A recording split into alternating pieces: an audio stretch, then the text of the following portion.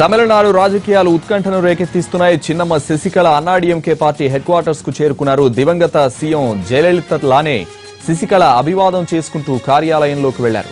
తన అల్లుడు మాజీ రాజ్యసభ సభ్యుడు టీటీవీ దినకర్ తో కలిసి ఆమె ఎమ్మెల్యేలతో సమావేశమయ్యారు. ఈ సమావేశానికి సుమారు 130 మంది ఎమ్మెల్యేలు హాజరైనట్టు తెలుస్తోంది. ముఖ్యంగా తాజాగా పన్నీర్ సెల్వం చేసిన కామెంట్లు, భవిష్యత్ కార్యాచరణ, బల నిరూపణపైనే చర్చిస్తున్నట్లు తెలుస్తోంది.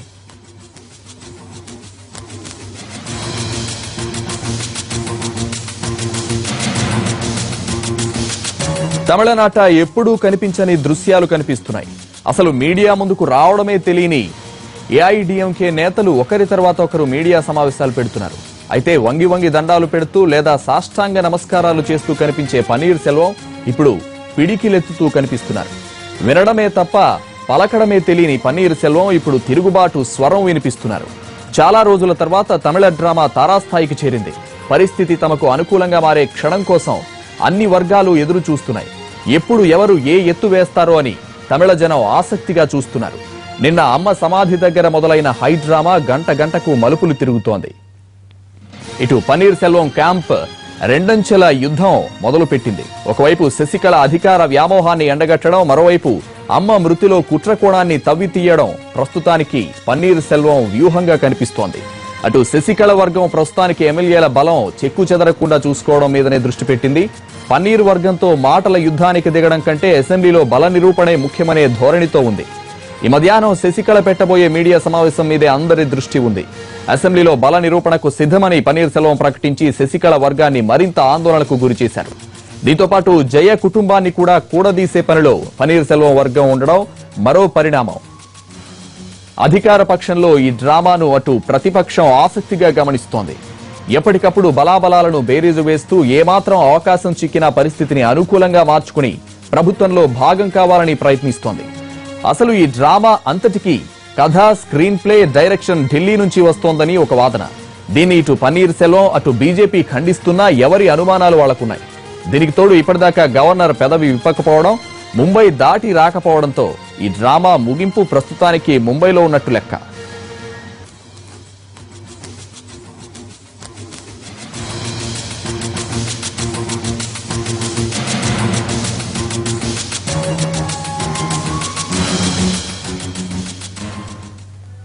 ఇక తమిళనాట రాజకీయాలు రసవత్తరంగా మారాయి. ఓవైపు శశికళపై ఆపద్ధర్మ ముఖ్యమంత్రి పన్నీర్ సెల్వం ఫైర్ అయ్యారు. అసెంబ్లీలో బల నిరూపణకు సిద్ధమంటూ సవాల్ విసిరారు. మరోవైపు అన్నాడీఎంకే ఎమ్మెల్యేలతో శశికళ భేటీ అయ్యారు. భవిష్యత్ కార్యాచరణపై చర్చిస్తున్నారు.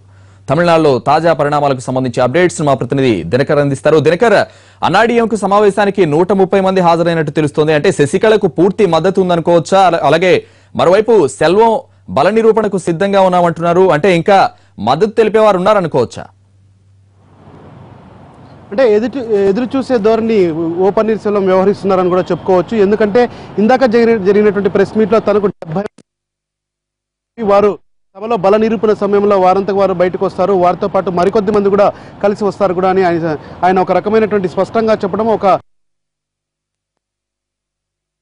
మాత్రం ఇప్పుడు స్పష్టంగా కనిపించే అవకాశాలు కనిపిస్తున్నాయి. మరోవైపు ఇక్కడ జరుగుతున్నటువంటి సమావేశం ఏదైతే ఉందో శశికళ ఒక 45 నిమిషాల కింద అక్కడ చేరుకోవడం జరిగింది. దాదాపు ఎర్రచీర కట్టుకుని అక్కడికి వెళ్లి మొత్తం కార్యకర్తల దగ్గరికి జయలలిత స్థాయిలో అభివాదం చేసింది. అయితే ఎప్పుడు అన్నాడీఎంకే పార్టీ కార్యాలయానికి వెళ్ళినా ఆవిడ జయలలిత లాగే గ్రీన్ కలర్ శారీ కట్టుకుని వెళ్ళి కార్యకర్తలను ఆకర్షించే స్థాయిలో ఉంటుంది. అలాగే ఈసారి మాత్రం ఒక రెడ్ కలర్ శారీ కట్టుకుని వెళ్ళి అక్కడికి వెళ్ళిన తర్వాత అన్నాడీఎంకే పార్టీ కార్యాలయం ఫస్ట్ ఫ్లోర్ నుంచి కూడా ప్రజల్ని అక్కడ ఉన్నటువంటి కార్యకర్తలు కూడా అభివాదం చేయడం జరిగింది. ఆవిడతో పాటు అవిశంస ఎదుర్కొంటున్నటువంటి మాజీ రాజ్యసభ సభ్యుడు టీటీవీ దినకర్ మీనా శశికళ మీనల్లుడు ఈయనతో పాటు కూడా లోపలికి వెళ్ళడం జరిగింది. అంతకు ముందు కందుకూరుతో పాటు అనేక మంది మాజీ మంత్రులు కూడా అక్కడికి వెళ్ళడం జరిగింది. సో ప్రస్తుతం మనకు అందుతున్నటువంటి సమాచారం వరకు ఏంటంటే దాదాపు 130 మందికి పైగా ఎమ్మెల్యేల మద్దతు శశికళకు ఉందని చెప్పి కూడా మనకున్నటువంటి సమాచారం. వాళ్ళంతా కూడా ఈరోజు కార్యక్రమానికి జరుగుతున్నటువంటి ఎమ్మెల్యేల సమావేశానికి హాజరయ్యారు. అయితే ఈ ఎమ్మెల్యేల కూడా అనేక మంది కూడా ఓ పన్నీర్సెల్వంకి మద్దతుదారులు మద్దతిచ్చే వాళ్ళు ఉన్నారా, లేకపోతే వీళ్ళంతా మీటింగ్ లో ఏం మాట్లాడతారో అది తెలుసుకున్న తర్వాతనే నిర్ణయం తీసుకున్నామని కూడా ఆలోచించి నిర్ణయం తీసుకునేట్టుగా మనకు కనిపిస్తుంది. అయితే దీనికి సంబంధించి కూడా మరి కాసేపట్లో ఒక క్లారిటీ వచ్చే అవకాశం ఉంది. 130 మంది ఎమ్మెల్యేలు, ఎందుకంటే ఓ పన్నీర్సెల్వంతో పాటు మరో 3 ఎమ్మెల్యేలు కూడా అక్కడికి వెళ్ళడం జరిగింది. ఓ పన్నీర్సెల్వం ఇంట్లోనే ఉండడం జరిగింది. సో మిగిలిన 2 రాజ్యసభ ఎంపీలు కూడా వాళ్ళు రాలేదు. మైత్రితో పాటు పాండల్ సిహెచ్ పాండల్ ఎవరైతే ఉన్నారో ఆయన కూడా రానటువంటి పరిస్థితి ఉంది. సో ఓవరాల్ గా చూస్తే ఎమ్మెల్యేలు 130 మంది హాజరైనట్టుగా ఉన్న లెక్కలు మనకు కనిపిస్తున్నాయి. అయితే ఈ 130 మంది ఏకదాటిగా ఏకగ్రీవంగా శశికళకు మద్దతు ఇస్తారా, లేకపోతే పన్నీర్సెల్వం డిమాండ్ చేస్తున్నటువంటి బల నిరూపణ సమయంలో ఇటువైపు జంప్ అవుతారా అన్నది మాత్రం వేచి చూడాల్సిన పరిస్థితి ఉంది. ఒక 25 మంది నుంచి 30 మంది ఎమ్మెల్యేలు ఒకసారిగా ఓ పన్నీర్సెల్వం గూట్లోకి వస్తే తన దగ్గర ఆయన అప్రోచ్ అయితే మాత్రం అటు మీ డిఎంకే యొక్క మద్దతుతో పార్టీ తనకు బల నిరూపణ ఉందని చెప్పి నిరూపించుకునే యోచనలో ఓ పన్నీర్సెల్వం ఉన్నట్టుగా మనకున్నటువంటి సమాచారం. అయితే వీటన్నిటికీ చెక్ పడుతూ 130 మందిని తన వైపే ఉండేలా చూసుకోవడానికి శశికళ వారితో మంతనాలు జరిపింది. నిన్న అర్ధరాత్రి ఈరోజు తెల్లవారుజామున వరకు జరిగినటువంటి మంతనాల్లో ఎమ్మెల్యేలు తన వైపే ఉన్నారని కూడా ఒక స్పష్టమైనటువంటి సంకేతాలు ఇవ్వడానికే శశికళ ప్రయత్నిస్తున్నట్టుగా మనకున్నటువంటి సమాచారం. చూడాలి మరి ఏం జరగబోతుంది అన్నది మాత్రం. Panneerselvam versus Sasikala challenge open గా ఉన్నటువంటి ఈ సిచ్యుయేషన్ లో ఎవరు పైచేయి సాధిస్తారు, ఎవరు అన్నా డిఎంకే పార్టీ తరపున సీఎం గా ప్రమాణ స్వీకారం చేయబోతారన్నది మాత్రం మరికొద్ది గంటల్లో తేలబోతుంది. సంతోష్ అయితే ఇక మంత్రుల విషయానికి వస్తే ప్రధానంగా ఇన్నాళ్లు పన్నీర్సెల్వంతో పాటు పనిచేసిన మంత్రులు ఎటువైపు వెళ్లే అవకాశం ఉంది? పన్నీర్సెల్వంకి మద్దతు ఇచ్చే అవకాశాలు ఏమైనా కనిపిస్తున్నాయా? మంత్రులు చీలిపోవడం పరిస్థితి ఉందని చెప్పొచ్చు. నిన్ననే స్వయంగా ఓ పన్నీర్సెల్వం జయలలిత సమాధి దగ్గర మెరీనా బీచ్లో తన ఆవేదన వ్యక్తం చేస్తూ తనకు వ్యతిరేకంగా అనేక మంది మంత్రులు పనిచేశారు, రాజీనామా చేయాల్సిందిగా స్వయంగా చిన్నమ్మ వాయిస్ని తెచ్చి తన దగ్గర వినిపించారని చెప్పి మంత్రులు ఉదయ్ కుమార్ కానీ ఆ తర్వాత రెవెన్యూ శాఖ మంత్రి కానీ వీళ్ళంతా కూడా ఒక కూటమిగా ఏర్పడి నాపై ఒత్తిళ్లు తీసుకొచ్చి రాజీనామా చేయమని అడిగిన నేపథ్యంలో సో మంత్రులు ఎవరు కూడా ఓ పన్నీర్సెల్వం వైపు లేనట్టుగా మనకున్నటువంటి సమాచారం. కొద్దిమంది ఎవరైనా ఒకరిద్దరు ఉన్నా కానీ వాళ్ళు ఈ మీటింగ్ ముగిసిన తర్వాతనే బయటకు వచ్చే అవకాశం ఉందని చెప్పవచ్చు. అయితే ఈ ప్రెజర్ ఏదైతే ఉందో ఆ ప్రెజర్ని తట్టుకోవడానికి మంత్రులంతా కూడా ఇచ్చేస్తున్నారు. ఎందుకంటే అన్నాడీఎంకే పార్టీ కార్యాలయంలో జరుగుతున్నటువంటి సమావేశానికి హాజరయ్యే ముందు అనేక మంది ఎమ్మెల్యేలు కూడా ఎవరైతే శశికళకు మద్దతు ఇస్తున్నారో వాళ్ళంతా కూడా ఓ పన్నీర్సెల్వం తీరును వ్యతిరేకిస్తూ ఆయనని ఒక పార్టీ ద్రోహిగా చిత్రీకరిస్తూ లోపలికి వెళ్ళారు. అయితే ఇదంతా ప్రీ ప్లాన్డ్ స్క్రిప్ట్ గానే మనం నడిచినట్టుగా మనం భావించాల్సిన పరిస్థితి ఉంది. ఎవరైతే శశికళ వర్గం ఎమ్మెల్యేలు ఉన్నారో వాళ్ళంతా కూడా పన్నీర్సెల్వంని తిడుతూ చేసినటువంటి ఆరోపణలు ఉన్నాయో వాటన్నిటికీ కట్టుబడే శశికళకు మద్దతు తెలుపుతున్నట్టుగా మనకు అన్నటువంటి సమాచారం.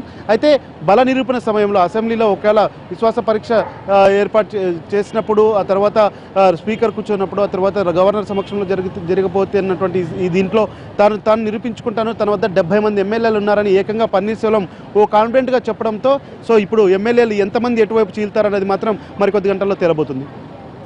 దినకర్ అయితే పన్నీర్సెల్వం జయ మృతిపై అనుమానాలు వ్యక్తం చేసిన నేపథ్యంలో అయితే శశికళకు ఎమ్మెల్యేల మద్దతు ఒకటే ఉందా, అలాగే క్యాడర్ ప్రజల మద్దతు కూడా ఉందనుకోవచ్చా? అంటే క్యాడర్ పరంగా ఓ పన్నీర్సెల్వంకి మద్దతు ఉంది, అలాగే ప్రతిపక్షాల తరపు నుంచి కూడా ఒక రద్దీకి మద్దతు ఉంది. ఆ తర్వాత దీప మద్దతు కూడా తాను కోరుతున్నానని, శశికళకు వ్యతిరేకంగా పోరాడాలంటే ఖచ్చితంగా శశికళ దీపాను కలుపుకొని పోతానని, దీప కుటుంబం పట్ల నాకు ఎలాంటి వ్యతిరేకత లేదని చెప్పి ఆయన వ్యక్తం చేయడం జరిగింది. ఇక ముఖ్యంగా జయలలిత మృతికి సంబంధించినటువంటి అనుమానాలు ఏవైతే ఉన్నాయో ఆ అనుమానాలన్నింటినీ పటాపంచలు కావాలంటే ఒక హైకోర్టు జడ్జితో మాజీ హైకోర్టు జడ్జితో ఒక కమిటీ ఏర్పాటు చేసి విచారణ జరిగేలా తాను ఆ బాధ్యత వహిస్తానని చెప్పి, అది కూడా ప్రజలు కోరుకుంటే తనను తిరిగి రమ్మని చెప్తే ఇచ్చినటువంటి రాజీనామాను వెనక్కి తీసుకొని సీఎం హోదాలో ఒక కమిటీ ఏర్పాటు చేస్తానని కూడా చెప్పడం జరిగింది. సో దానితో పాటు ఎవరైతే ఎమ్మెల్యేలంతా ఎవరైతే కార్యకర్తలు కానీ జయలలితను అభిమానించే వాళ్ళంతా కూడా తనతో కలుసుకొని రావాలని, ఎవరి పట్ల తనకు వ్యతిరేకత లేదని, తనతో కలిసి వచ్చే వారికి తన సంపూర్ణ మద్దతు ఉంటుందని చెప్పి కూడా ఓ పన్నీర్సెల్వం బహిరంగ ప్రకటించడంతో ఇంకెంతమంది ఎమ్మెల్యేలు బయటకు వస్తారు? ఎందుకంటే రేపు పొద్దున్నే ఎవరైనా కానీ రేపు ఎన్నికల్లో నిలబడాలంటే జయలలిత ఫేస్ ఖచ్చితంగా అవసరమైనటువంటి సందర్భం ఉంది. సో జయలలితను ప్రేమించే వాళ్ళంతా తన వైపు రావాలని చెప్పి ఓ పన్నీర్సెల్వం బహిరంగంగా కోరారు. దానితో పాటు ఆవిడ మృతిపైన అనేక అనుమానాలు ఉన్నాయి. తనను కూడా స్వయంగా లోపల చూడడానికి పంపించినటువంటి పరిస్థితిలో సో ఎలా దీనిపైన విచారణ చేపట్టాలంటే ఖచ్చితంగా ఎమ్మెల్యేల మద్దతు అవసరం అని చెప్పి కూడా ఆయన భావిస్తున్నటువంటి సందర్భం నెలకొందని చెప్పవచ్చు. మరి ఎమ్మెల్యేలు ఎలా రియాక్ట్ అవుతారన్నది మాత్రం వేచి చూడాల్సిన పరిస్థితి ఉంది. రెండు వర్గాలుగా చీలిపోయి కనీసం ఒక 25 నుంచి 30 మంది వరకు ఎమ్మెల్యేలు ఓ పన్నీర్సెల్వం వైపు వస్తే మాత్రం రాజకీయం మొత్తం అంతా మారిపోతుంది. అన్నాడీఎంకే పార్టీలో ముసలం ప్రారంభమై తమిళనాడులో మొత్తం రాజకీయ సంక్షోభం ఏర్పడే అవకాశం ఉందని భావించవచ్చు. సంతోష్, అయితే ఇక ప్రతిపక్షం డిఎంకే స్టాండ్ ఎలా ఉండబోతోంది? బల నిరూపణకు అసెంబ్లీకి వెళ్తే గనక అక్కడ మద్దతు ఇచ్చే అవకాశాలు ఏమైనా ఉన్నాయా పన్నీర్సెల్వంకు? కాసేపటి కిందటే ఓ పన్నీర్సెల్వంతో తాను కుమ్మక్కైనట్టుగా శశికళ చేసిన ఆరోపణకు స్టాలిన్ ఖండించారు. చాలా సిగ్గుమాలిన చర్యగా ఇలాంటివన్నీ కూడా ఫుల్గా మాట్లాడుతూ అసెంబ్లీ సమావేశం జరిగినప్పుడు మేమిద్దరం కలిసి నవ్వుతున్నామని చెప్పి ఆరోపించిన దాని పట్ల కూడా స్టాలిన్ శశికళ పైన ఫైర్ కావడం జరిగింది. అలాగే ముఖ్యమంత్రిని రాజీనామా చేయమని బలవంతంగా రాజీనామా చేయించిన వారి పట్ల కఠినమైనటువంటి యాక్షన్ గవర్నర్ తీసుకోవాలని చెప్పి డిఎంకే శశికళకు వ్యతిరేకంగా పావు కలుగుతున్నటువంటి సందర్భం తమిళనాడులో నెలకొందని చెప్పొచ్చు. గవర్నర్ రాగానే గవర్నర్ని కలిసి ఈ తమిళనాడులో జరుగుతున్నటువంటి వ్యవహారం ఏదైతే ఉందో అన్నాడీఎంకే పార్టీ చేస్తున్నటువంటి విషయం ఏదైతే ఉందో దాన్ని చర్చ రాష్ట్రంలో ఒక సుస్థిరమైనటువంటి పాలన ఏర్పడేలాగా మొత్తం గవర్నర్కి ఉందని చెప్పొచ్చు. అయితే ఇంకొకటి వెయిట్ చేయాల్సిన పరిస్థితి ఏంటంటే ఓ పన్నీర్సెల్వంకి డిఎంకే పార్టీ మద్దతు ఇస్తుందా లేదా అన్నది మాత్రం ఈ యొక్క ఎమ్మెల్యేల సమావేశం జరిగిన తర్వాతనే మనం భావించాలి. ఆ తర్వాత దానికి సంబంధించి కూడా వెయిట్ చేయాల్సిన పరిస్థితి నెలకొందని చెప్పొచ్చు. డిఎంకే స్టాండ్ ఎలా ఉండబోతుంది అన్నది మాత్రం వేచి చూడాలి. డిఎంకే ఇప్పటికీ బహిరంగంగా చెప్పట్లేదు పన్నీర్సెల్వంకి మద్దతు ఇవ్వాలన్నది. సో ఎలా చేస్తారు? ఎందుకంటే ఒకవేళ ఎమ్మెల్యేలో చీలిక రాకోకుండా తాము ముందడుగు వేస్తే ఖచ్చితంగా రాజకీయంగా తమకు అదొక పతనం కాబోతుందని చెప్పి డిఎంకే భావిస్తుంది. మరి చూడాలి, ఎమ్మెల్యేల సమావేశం ముగిసిన తర్వాతనే ఇదంతటిపైన ఒక క్లారిటీ వచ్చే అవకాశం ఉంది. సంతోష్, దినకర్, అయితే పన్నీర్సెల్వంకి ఇప్పటి వరకు వచ్చే మద్దతుతో కలిపి దీపా జయకుమార్ తో కలిసి వెళ్లే అవకాశం ఏమైనా కనిపిస్తోందా భవిష్యత్తులో? అంటే జయలలిత అన్న కుటుంబం సంబంధించి కుటుంబ సభ్యులకు సంబంధించి తనకు ఒక ప్రగాఢమైనటువంటి సానుభూతి ఉంది. అలాగే గౌరవం కూడా వారి పట్ల ఉంది. వారు కలిసి వస్తే వారితో పాటు కలిసి శశికళకు వ్యతిరేకంగా పోరాటం చేయడానికి తనకి ఎలాంటి ఇలాంటి రావాలని చెప్పి అవసరమైతే దీపా మద్దతు కూడా తను తీసుకుంటానని చెప్పి కూడా ఓ పన్నీర్సెల్వం బహిరంగంగా ప్రకటించినటువంటి సందర్భం ఉంది. సో మరి దీపా ఎలా రియాక్ట్ అవుతుంది మాత్రం వేసి చూడాల్సిన పరిస్థితి ఉంది. అదే తప్పనిసరి పరిస్థితుల్లో శశికళ వ్యతిరేకులంతా ఏకమవుతున్న నేపథ్యంలో దీపా కూడా దీనితో వచ్చి జాయిన్ అవుతుందా, ఓ పన్నీర్సెల్వంతో కలిసి ఎలా శశికళకు వ్యతిరేకంగా పోరాడతారన్నది మాత్రం వేసి చూడాల్సిన పరిస్థితి ఉంది. ఇదంతా కాలమే సమాధానం చెప్పే పరిస్థితి ఉందని కూడా మేము భావించవచ్చు. మరి దీనన్నిటికీ సమాధానం ఎమ్మెల్యేల సమావేశం ముగిసిన తర్వాతనే వీటన్నిటికీ క్లియర్ కట్ పిక్చర్ వస్తుంది. సో వాటి కోసం వేచి చూడాల్సిన పరిస్థితి మనకు నెలకొని భావించవచ్చు. Santosh, right, thank you Dinakar.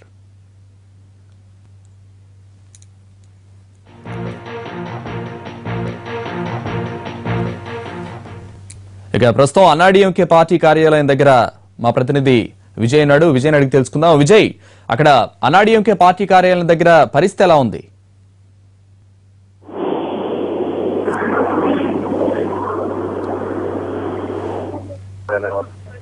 భారీ సంఖ్యలో అన్నాడీఎంకే పార్టీ కార్యకర్తలు అదేవిధంగా శశికళ అభిమానులు కూడా ఇక్కడ చేరుకోవచ్చు. అయితే 10 గంటలకి శాసనసభ్యులకు సంబంధించినటువంటి సమావేశాన్ని ఏర్పాటు చేసినట్టుగా ముందుగా ప్రకటించారు. అయితే సమావేశం 11:30 ప్రారంభమైంది. 10 గంటల నుంచి 11 గంటల వరకు ఎమ్మెల్యేలందరూ కూడా అన్నాడీఎంకే పార్టీకి సంబంధించిన ఎమ్మెల్యేలు, ముఖ్యంగా శశికళకు సంబంధించినటువంటి శశికళ వర్గానికి సంబంధించిన ఎమ్మెల్యేలందరూ కూడా ఈ సమావేశానికి హాజరయ్యారు.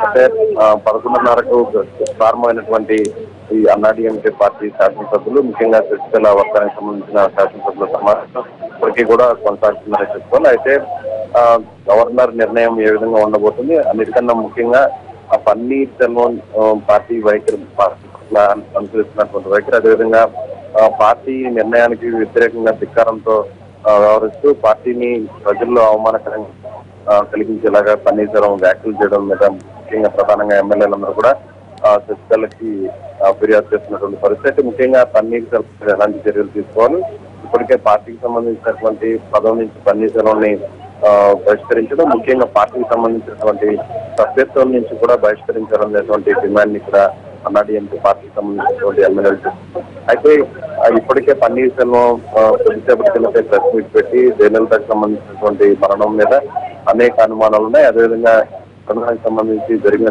అనుమానాలు నివృత్తి కావాలంటే దీనికి సంబంధించి కూడా న్యాయ విచారణ కూడా జరిగిస్తామని చెప్పి పన్నీర్సెల్వం చెప్పడం, అత్యధికంగా అసెంబ్లీలో కూడా బల నిరూపణ చేసుకోవడానికి తాను సిద్ధంగా ఉన్నట్లు కూడా పన్నీర్సెల్వం ప్రకటించడంతో ఈ నేపథ్యంలో పన్నీర్సెల్వం చేసినటువంటి వ్యాఖ్యలు కావచ్చు, అదేవిధంగా పన్నీర్సెల్వంకి ఎంతమంది ఎమ్మెల్యేలు సపోర్ట్ చేస్తున్నారనే దాని మీద కూడా ముఖ్యంగా ఈ సమావేశంలో చర్చిస్తున్నారు. అయితే ఈ సమావేశానికి దాదాపుగా 100 మందికి పైగా ఎమ్మెల్యేలు హాజరైనట్లుగా తెలుస్తుంది. ఇప్పటి వరకు కూడా ఎంతమంది శశికళ వర్గానికి సంబంధించినటువంటి ఎమ్మెల్యేలు హాజరయ్యారని అధికారికంగా ఎక్కడ కూడా అన్నాడీఎంకే పార్టీకి సంబంధించినటువంటి ప్రతినిధులు కావచ్చు, అదేవిధంగా శశికళ వర్గానికి సంబంధించినటువంటి ముఖ్య నేతలు ఎవరు కూడా అధికారికంగా ప్రకటించారు. అయితే ఇప్పుడున్నటువంటి సమాచారం ప్రకారం 100 మందికి పైగా ఎమ్మెల్యేలు సమావేశానికి హాజరైనట్టుగా తెలుస్తుంది. అయితే పన్నీర్సెల్వానికి ఎంతమంది వీరిలో కూడా మద్దతు ఇచ్చేవారు ఉన్నారు అనేటువంటి అనుమానాలు కూడా ఇక్కడ లేకపోలేదని చెప్పుకోవాలి. అయితే ముఖ్యంగా పార్టీకి సంబంధించినటువంటి పార్లమెంట్ సభ్యులు, అదేవిధంగా